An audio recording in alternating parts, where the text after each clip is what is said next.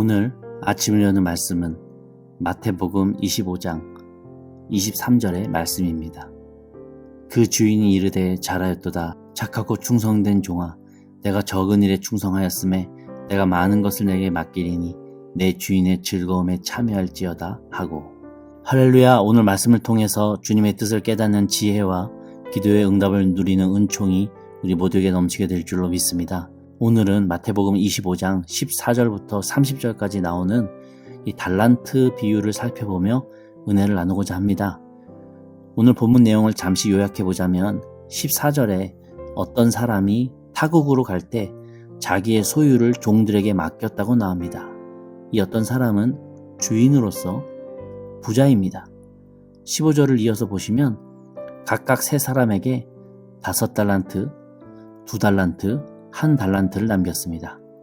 참고로 1달란트는 금 34.272kg으로 거래 단위인 g으로 따지면 34,262g인 것입니다. 지금의 가치로 환산해보자면 어젯밤 기준 금 1g 매매가가 85,417원이었습니다. 즉 1달란트는 29억 2,655만원 정도의 가치입니다. 약 30억 정도 한다고 하는 것이죠. 그러니까 1달란트라고 절대로 적은 금액이 아니라고 하는 겁니다. 그리고 더 놀라운 것은 이 주인은 이보다 훨씬 더 많은 재산을 갖고 있는 엄청난 부자라고 하는 점이죠. 자, 이후 본문 내용은 잘 아시다시피 5달란트 받은 사람은 5달란트를 추가로 남겼고 2달란트를 받은 사람은 2달란트를 추가로 남겼습니다.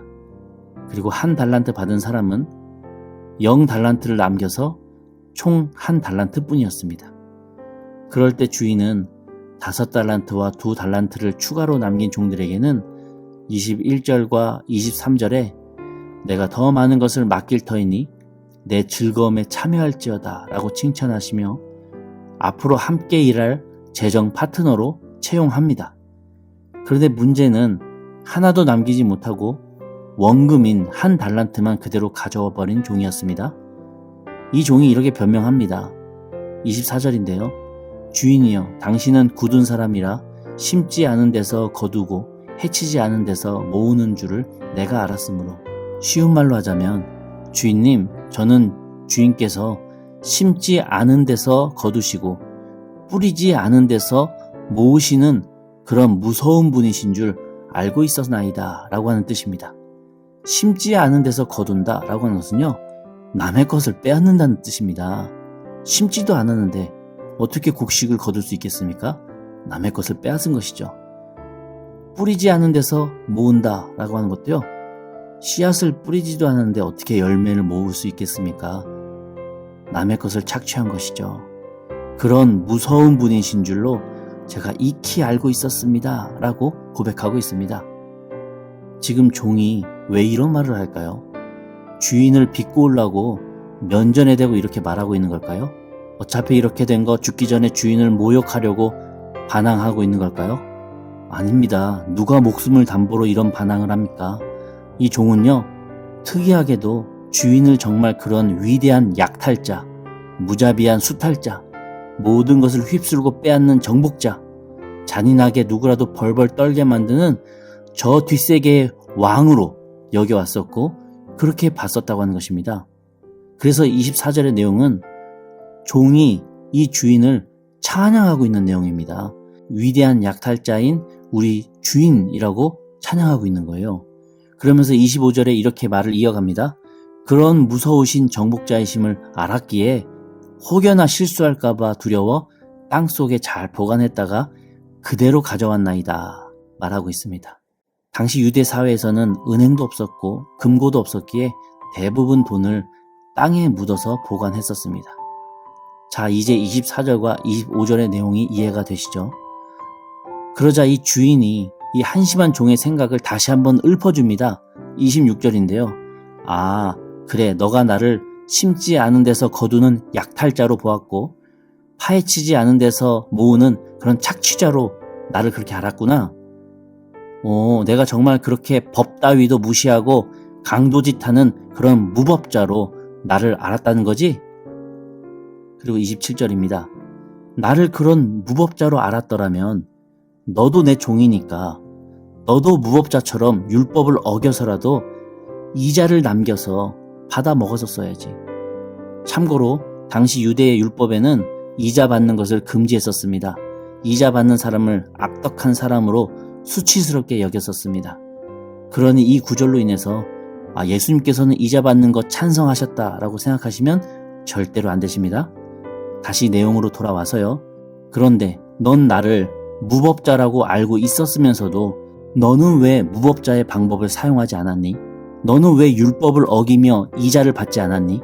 악덕 자본가 같은 주인을 존경하는 종이라고 하기에는 너의 말과 행동이 너무 다르잖아. 어디서 변명을 하고 있니? 사실 너는 나를 돕고 싶지 않았던 거잖아. 사실 너는 내가 싫었던 거잖아. 그 한 달란트로 너 잘 먹고 너 잘 살기 위해서 너의 이익을 위해 굴리며 이웃 남기다가 내가 오니까 딱 그 한 달란트만 갖고 온 거잖아. 그래도 난 너를 믿어서 재정 파트너로 삼을까 해서 한 달란트라도 맡겼던 건데 내가 믿었던 3명 중에 1명이 바로 너였는데 어떻게 나한테 이럴 수 있냐. 이후의 내용은 다 아실 것이기에 생략하도록 하겠습니다. 결국 이 종은 주인을 잘못 알았다고 하는 변명을 하다가 모든 것을 빼앗기고 내쫓겨 슬피 울며 이를 갈게 되었습니다. 자, 여기서 중요한 것은 이 주인은요, 종이 이윤을 얼마나 많이 남겼느냐는 중요한 사람이 전혀 아니었다고 하는 겁니다. 돈이야 이 주인에게는 넘치고 넘칩니다. 그깟 한 달란트 땅에 묻혔다가 사라져도 눈 하나 깜짝하지 않는 부자입니다. 이 주인에게 진짜 중요했던 것은 이 사람이 내 사람인가 아닌가가 중요했다고 하는 것입니다. 이 주인에게는 자신에게 아주 신실하고 충성된 사람이 필요했다고 하는 것입니다. 이것이 오늘 본문 내용의 핵심 포인트입니다. 자, 이 교훈을 지금 우리 삶에 적용해 보자면 주인이라고 표현된 예수님께서 종이라고 표현된 우리에게 원하시는 것은 부자가 되어야 된다라고 말씀하시는 것은 절대 아닙니다. 또한 내가 받은 은사를 더 발전시켜야 된다라고 하는 내용은 핵심에서 비껴난 절반만 맞는 내용입니다. 예수님께서 오늘 본문을 통해 우리에게 하시고자 하는 말씀은 예수님이 혹 멀리 떠나셔서 우리와 함께 계시지 않을 때에라도 너는 내가 맡긴 일에 충성하며 내 사람으로서 신실하게 살아가겠냐? 라고 하는 질문을 던지고 계신 겁니다. 실제로 예수님은 곧 십자가에 달려 돌아가실 것을 알고 계셨기에 제자들에게 내가 없더라도 나의 종된 제자로서 신실하고 충성되게 변하지 않는 그 복음 사역을 이어나가야 된다라는 것을 말씀하고 계시는 겁니다.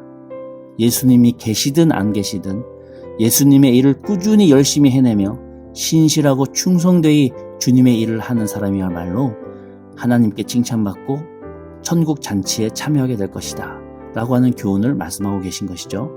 사랑하는 우리 영등포 중학교 성도 여러분, 예수님과 함께하지 않는 그 순간에도 여러분은 예수님의 사람으로서 얼마나 신실하고 충성되게 신앙생활을 하고 계십니까? 예수님의 종으로서 세상 속에서 빛과 소금의 역할을 주님이 안 계실지라도, 주님이 보시지 않을지라도 감당하고 계십니까? 그걸 예수님께서 묻고 계신 겁니다. 나에게 얼만큼의 달란트가 맡겨졌는가는 예수님 입장에서는 전혀 중요하지 않습니다. 내가 속해 있는 그 현장 속에서 많고 적음을 떠나 주님의 향기를 내는 제자가 되어야 할 것이고, 내가 할 수 있는 그 범위 안에서 크고 작음을 떠나 주님의 종으로서 충성되이 사명을 감당해내는 종이 되기를 주님께서 원하신다고 하는 것입니다. 주님은 그런 신실한 종을 지금도 찾고 계십니다. 나는 어떤 종입니까? 우리 각자가 주님께 받은 사명은 서로 다르지만 반드시 감당할 수 있기에 맡기신 것으로 믿고 방치하거나 소홀하지 않기를 바랍니다. 시간과 장소, 상황을 따지지 않고 주님의 사람으로서 주님의 기쁨을 위해서 열심을 내기를 원합니다. 그럴 때 주님께서 찾아오셔서 칭찬하시고 주님께서 너는 내 사람이다 라고 인정하시는 풍성한 결산을 맛보는 자녀가 될 것입니다. 오늘도 주님의 그 신실한 종으로서 주님의 복된 잔치에 참여하시는 저와 우리 영등포 중앙교회 성도님들 다 되시기를 주님의 이름으로 간절히 축원합니다. 아멘. 우리 함께 기도하시겠습니다.